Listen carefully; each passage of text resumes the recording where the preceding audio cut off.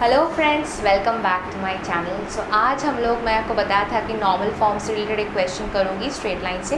So this is the question and बहुत अच्छा question है। मैं रिक्वेस्ट करूँगी आपको क्वेश्चन को पढ़ो, पॉज करो, खुद से सॉल्व करने की कोशिश करो। It's very important. Well, so question जो है, a line forms a triangle of area 54√3 square units with a coordinate axis.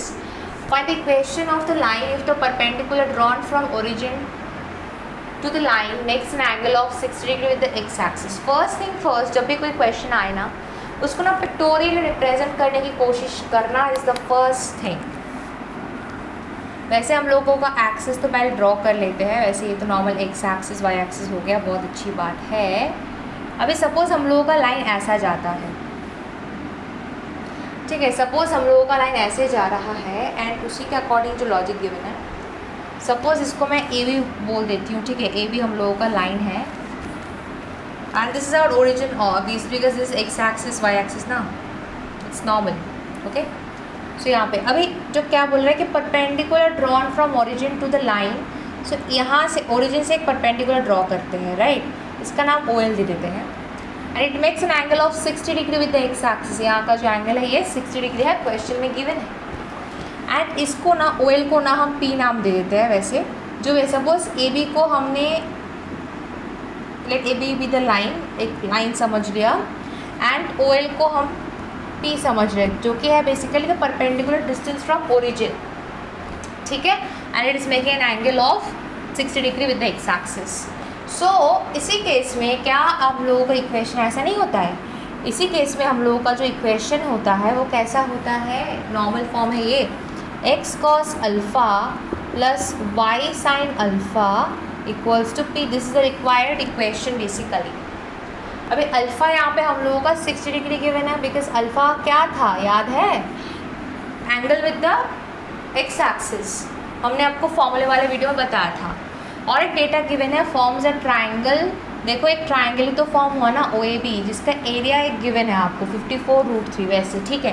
पर हम लोगों को यहाँ से कुछ एरिया कुछ डेटा निकालना पड़ेगा ताकि हम लोग एरिया निकाल सकें और इस वैल्यू को यूज़ कर सकें।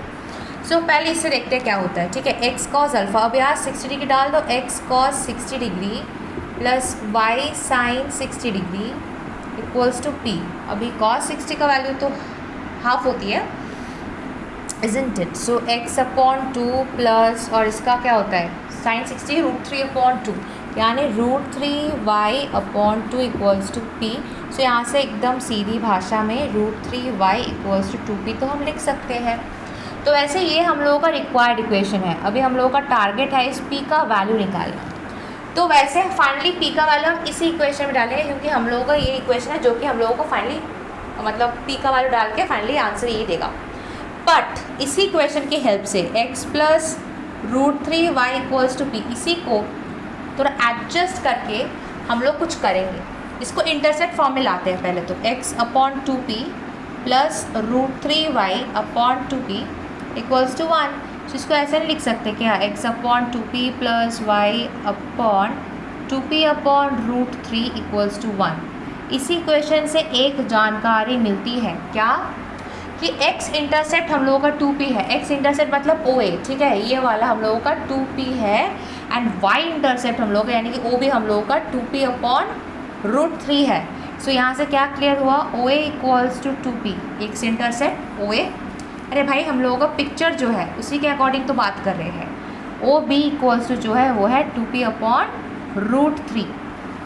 सो ये दोनों डेटा से इस particular triangle O A B का, ट्राइंगल ओ ए बी का एरिया हम लोग नहीं निकाल सकते क्या, half into base into height, यानी half into O A into O B लिख सकते हैं कि नहीं लिख सकते, लिख सकते हैं। ये वाला है और गिवन एरिया क्या है ट्राइंगल का, ये तो हम लोग ऐसे कैलकुलेशंस के थ्रू किए, पर जो गिवन एरिया है वो क्या है, इक्वल्स टू 54√3, ठीक है ना।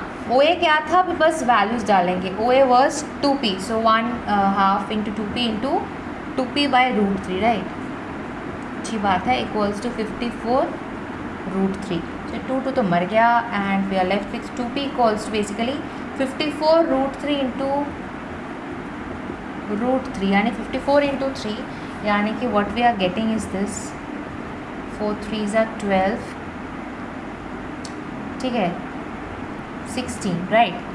तो यहाँ से क्या मिल रहा है, अच्छा सॉरी, यहाँ पे देखो p 2 तो हमारे क्या था 2p into P, basically 2p square होता है ना, यहाँ पे 2p स्क्वायर है। देखो अभी कैलकुलेशन मिस्टेक हो जाता, गलत कर रहे थे। सो p स्क्वायर इक्वल्स टू क्या हुआ, यहाँ पे p इंटू पी है ना, तो बेसिकली p स्क्वायर होगा। तो अभी p स्क्वायर इक्वल्स टू 162/2 यानी कि 81। सो p का वैल्यू क्या होएगा, 9 होगा। क्लियर है, यहाँ से देखो p का वैल्यू 9। सो डाल दो यहाँ पे p का वैल्यू 9 है। सो यदि हम p का वैल्यू 9 डालते हैं तो हम लोगों का फाइनल इक्वेशन क्या होगा, x plus √3y equals to 2 into 9 यानी 18। So x plus √3y equals to 18, this is the required equation. ये हम लोगों का रिक्वायर्ड इक्वेशन है। बताया था ना यहीं पे फाइनल आंसर आएगा। बस ये p का वैल्यू चाहिए था हम लोगों को। p का वैल्यू 9 आ गया यहाँ से, कोड विजिबल है यहाँ तक, क्लियर है। सो फाइनली आंसर जो हुआ यहाँ पे लिख देते हैं x plus √3y equals to 18। So ये नॉर्मल फॉर्म से रिलेटेड स्ट्रेट लाइन का एक बहुत ही इम्पॉर्टेंट क्वेश्चन है। स्टार लगा लो, इम्पॉर्टेंट लिख लो, बिकॉज ये है ही इतना इम्पॉर्टेंट, कितना ब्यूटीफुली ये नॉर्मल फॉर्म का कॉन्सेप्ट इसी क्वेश्चन में इम्प्लीमेंटेड है। देखा ना, आई होप आपको समझ में आ गया है। हर एक स्टेप का क्लियर एक्सप्लेनेशन देने की कोशिश की है हम तो। सो बेसिकली अभी अब बताओ कि इसको कैसे समझे कि यही होगा, क्योंकि हमने पिक्टोरियल जो रिप्रेजेंटेशन था उसी के हेल्प से हम लोगों को ये समझ में आ गया कि ये तो नॉर्मल फॉर्म पे ही जा रहा था। इसी के लिए सारे फॉर्म्स पहले से जानना इज़ इम्पॉर्टेंट। इसीलिए तो मैं आपको पहले एक वीडियो दे दी है जहाँ पे मैंने आपको सारे forms of equations, intercept form, slope intercept form, normal form, point slope form, ये सारे कैसे कैसे इक्वेशंस दिखता है सारे बता दिए आपको, राइट। इसीलिए बताया है, तो वो वीडियो ज़रूर देखो, link will be in description, और इसी में अच्छे से प्रैक्टिस करो। आई होप आपको समझ में आ गया है। जल्द ही मिलेंगे कॉनिक सेक्शन के साथ, पैराबोला होगा एकदम फर्स्ट वीडियो कॉनिक्स का। सो हम अलग से ना प्लेलिस्ट्स नहीं बनवाएंगे, जैसे कि हाइपरबोला के लिए, एलिप्स के लिए प्लेलिस्ट बनवा दी, पैराबोला के लिए बनवा दी, ऐसा नहीं करेंगे। एक ही प्लेलिस्ट बनेगा कॉनिक सेक्शन के नाम पे, और उसी में ही मैं पैराबोला, एलिप्स, हाइपरबोला, सर्किल, सारी चीज़ें एक के बाद एक ऐड करती जाऊंगी, ठीक है। और हर जगह में मैं कॉनिक सेक्शन का ही प्लेलिस्ट का लिंक शेयर करूँगी। सो ये आपको बस बता दें, क्योंकि बहुत सारे बच्चे मेरे को बहुत दिन से बता रहे हैं कि कॉनिक सेक्शन करवा दो, पर आई एम सो सॉरी कि एग्ज़ाम वगैरह के प्रेशर की वजह से मैं वीडियोज़ नहीं डाल पाई, बहुत टाइम से नहीं डाल पाई। तो अभी इट्स द टाइम, तो मैं बहुत जल्द ही आपके लिए कॉनिक सेक्शन करवाने की कोशिश कर रही हूँ, ठीक है। बहुत सारे बच्चों ने आप मेरे को बोले थे कि करवा दो conic section, but I am so sorry for being late, but now it will be done, ठीक है। आपको टेंशन नहीं करना है। कोई भी डाउट्स वगैरह होता है please let me know in the comment section. मिलते हैं नेक्स्ट वीडियो में, टिल देन बाय बाय।